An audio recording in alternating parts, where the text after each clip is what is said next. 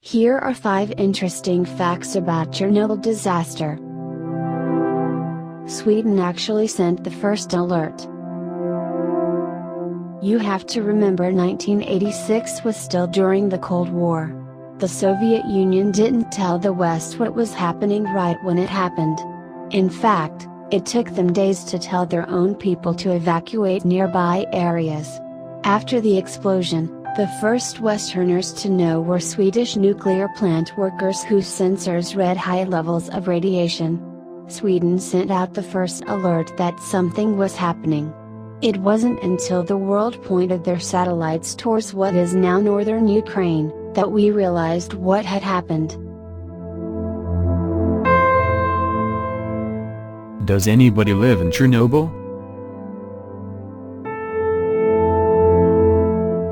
Today Chernobyl is mostly a ghost town, but a small number of people still reside in houses marked with signs stating, "Owner of this house lives here."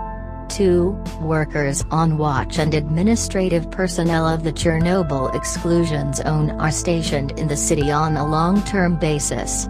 There are 2 general stores and a hotel for tourists. You can still die from radiation in Chernobyl.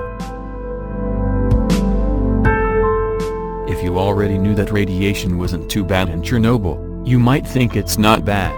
Truth be told, there are some pretty hot spots. These hot spots are usually found in cracks in and around Pripyat where the radioactive particles are accumulated. They're also in areas of the Red Forest where a lot of the main fallout happened as was buried.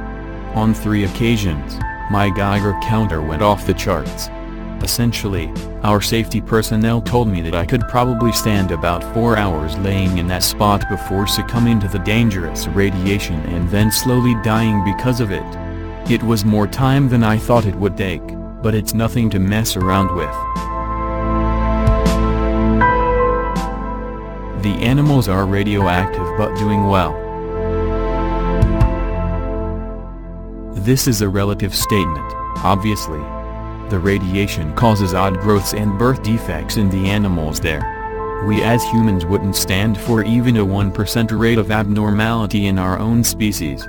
Yet, for the animals here, this seems a small price to pay for living a place that is relatively free of humans. The truth is that the human presence is probably the biggest problem for most animals to survive. You can actually visit Chernobyl.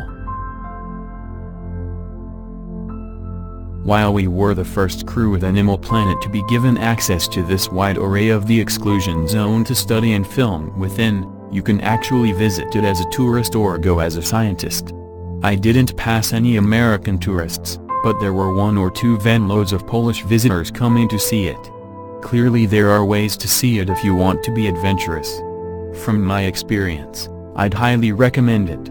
It will open your eyes to even more truths about nuclear energy. Just be careful. I don't think the guides generally let you know about the potential dangers. Remember, radiation is a silent, odorless, tasteless, invisible killer that kills you down the road.